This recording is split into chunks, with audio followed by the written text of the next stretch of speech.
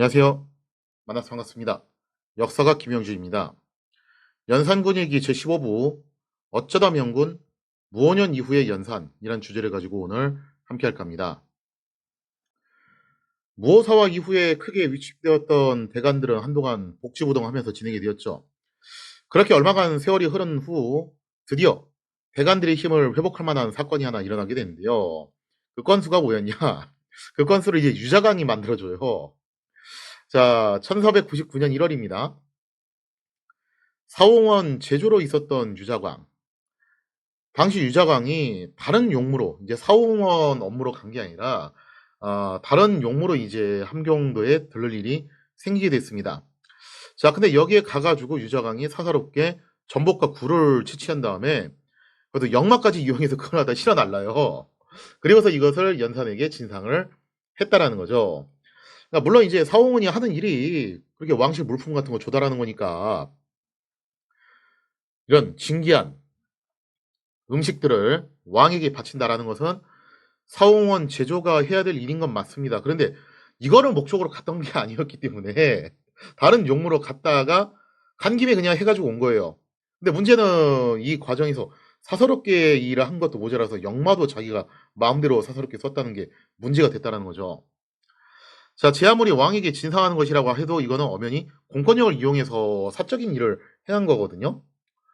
만약에 이런 일에도 입을 다물고 있는다라고 하면은 그럼 대간이 도대체 왜 있냐 이거죠. 자, 그래서 대간들이 여기서 이제 고민을 합니다. 이거 한마디 해야 되는 거 아닌가? 이런 것까지 우리가 입 다물고 있으면은 존재 이유가 없어지는 거 아니겠냐? 물론 그때 당시 유자광은 연산의 총애를 받으면서 그야말로 최고 끝발을 날리고 있던 시점이긴 했습니다. 하지만 분명히 이거는 문제가 있는 행동이기 때문에 이와 관련해서 드디어 대간들이 간만에 용기를 내가지고 유자광의 행실에 대해서 비판을 하게 됩니다. 자, 그러자 연산 유자광에 대해서 당연히 옹호하는 말을 해줘요. 자광이가 뭐 다른 뜻이 있어서 그런 게 아니라 다 나를 위해서 한 거 아니냐. 나한테 좋은 음식 진행하려고 그렇게 했던 건데 뭐 그런 거 가지고 뭐라고 하냐. 넘어가라 하고서 이렇게 옹호하는 말을 해줍니다. 하지만 대간들은 물러서질 않았고 만약 이런 일을 계속 방치한다면은 나중에 똑같은 패단이 일어날 것입니다. 하면서 이렇게 맞서게 돼요. 사실 뭐 이 말도 틀린 말은 아니죠. 이거 한번 봐주기 시작하면은 그 뒤로 온갖 사람들이 이거 똑같은 방식으로 하려고 할 거 아니에요? 그 다음에 이제 이런 경우도 생길 수 있어요. 예를 들자면은 전복을 이만큼 채취를 해왔어요. 그 중에서 한 80%는 왕에게 바치고 20%는 자기가 먹은 걸 수도 있는 거지 이게 또 이렇게 되면 그죠? 그렇게 사적 이익을 취득하는 용도로 악용이 될 여지가 이 이후로도 계속 생긴다라는 거예요. 자, 그래서 이때 당시 대간들은 계속 이걸 가지고 비판을 하게 되는데 결국 연산 사실 법리적으로는 문제가 있는 행동이 맞았기 때문에 형식적이긴 했지만 일단 유자광을 해임한 다음에 얼마 후에 다시 복직시키는 방식으로 대간들의 불만을 무마를 시키게 됩니다. 자, 이 사건을 계기로 완전히 납작 엎드려 있었던 대간들은 약간의 힘을 회복하게 돼요. 그래서 대간들 입장에서는 뭔가 좀 이제 상당히 자신들한테 있어서는 이거 혹시 다시 왕께서 입장을 바꾸신 거 아닐까? 그런 좀 기대감을 가질 만한 사건이었다고 볼 수가 있겠죠.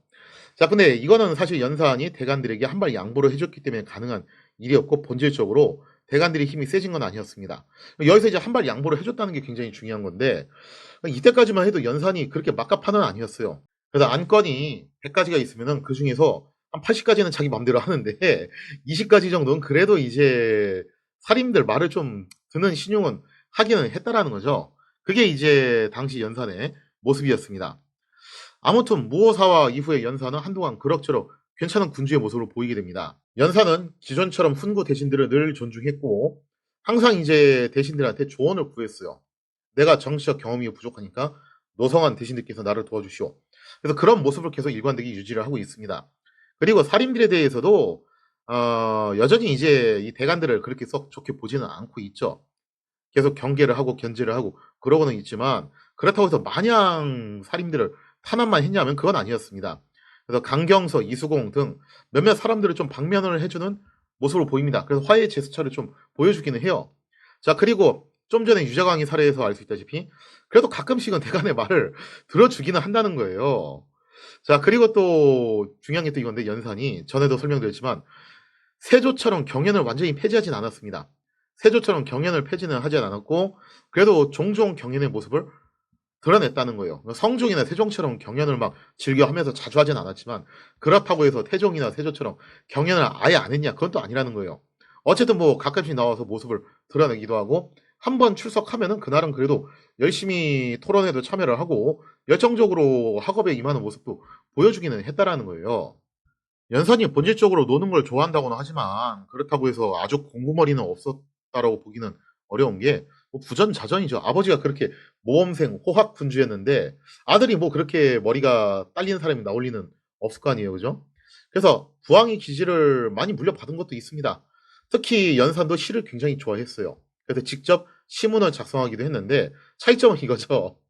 부왕이었던 성종의 경우 시를 직접 쓰지는 못했어요. 왜 그러냐면은 쓸 줄 몰라서 그런 게 아니라 이런 거 너무 많이 하면은 왕이 지나치게 취미 생활에 몰두한다. 또 대관들이 이거 가지고 물고 늘어지고 비판하고 그러거든요. 그래서 이제 성종의 경우는 어쩔 수 없이 승지들한테 시를 짓도록 명을 합니다. 오늘의 주제는 이거다. 한번 이거 가지고 시를 지어봐라.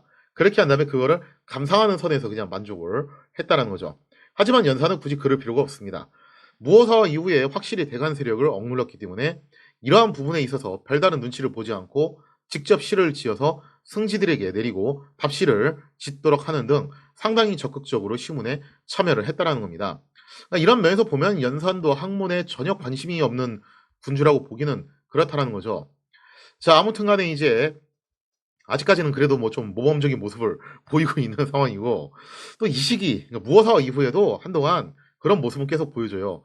민생에 대해서도 제법 관심을 갖게 되는데요. 일단 도첩제 관련해서도 이런 얘기를 합니다. 사람들이 다 승려가 되고 싶어서 저거 하겠냐. 먹고 살기 힘드니까 어쩔 수 없이 절간에 들어가는 사람도 있지 않겠냐. 근데 도첩체를 너무 빡빡하게 적용을 해가지고 생계형 승려까지 다 찾아내가지고 환속을 시켜버리면은 사람들이 이거 어떻게 살겠냐. 그렇게까지 빡빡하게 하지 마라. 하는 의외로 이제 융통성 있는 말을 그렇게 하게 되고요. 그 다음에 이제 성사 공정하게 해라. 사람들이 너무 깜빵에 오랫동안 있게 하지 마라. 그래서 신속하고 공정하게 처리할 것. 그리고 또 수령들을 항상 이제 규차를 해가지고 공직자들 기강은 바로 잡아야 된다. 이 명령도 자주 내립니다. 그 다음에 또 흉년에 따른 구휼 이것도 항상 신경 써서 명령을 내리는 모습을 보였다는 거죠.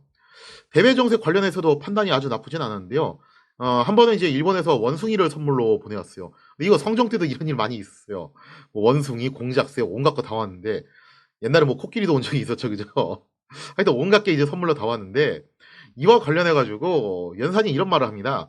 부왕 때 사례를 놓고 보니까 그런 거 동물도 받아봤자 쓸데없이 돈만 깨지고 관리하기 힘들고 공연이 이거 뭐 죽으면은 외교 관계에 흠집이나 생기고 좋은 게 아무것도 없더라. 백해 무익한 거니까 원숭이는 돌려보내라. 라고 그렇게 이제 코멘트를 남기게 됩니다. 그러면서 상당히 좀 이제 합리적인 판단을 잘 내리는 군주였다는 거예요. 그리고 비록 실행에 옮기지는 않았지만 야인 여진이 계속 준동을 하자 부왕인 성종 때처럼 한번 이제 정벌을 단행을 해보자 하면서 나름대로 이제 원정 계획도 세우긴 했어요.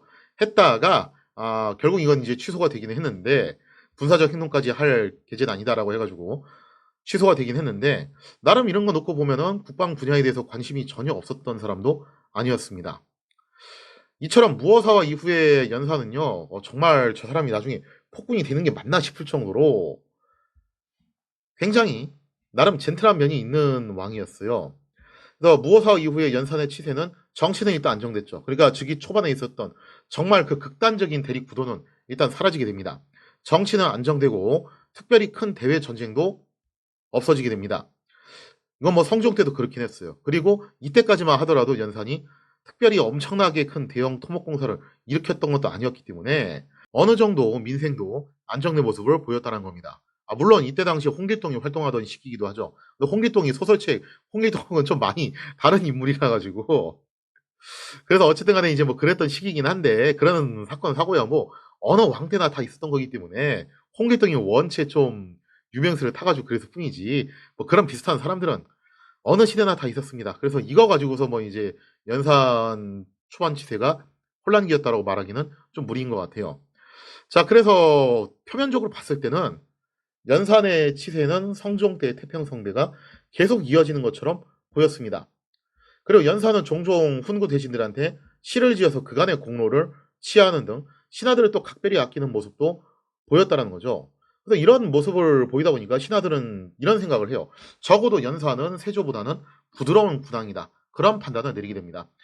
그러니까 살인이나 대간들 입장에서도 세조처럼 아예 경연을 폐지를 하거나 그 정도까지는 아니지 않냐. 그래도 나와서 종종 경청도 하고 공부도 하시고 그렇긴 하시더라. 세조 때보다는 좀 나은 거 아니냐. 그 다음에 또 이제 훈구 대신들도 뭐라고 얘기하냐면은 그런 한바탕 피바람 일으키는 대속청을 벌이긴 했지만 그래도 이렇게 신하들 아끼는 모습도 보여주고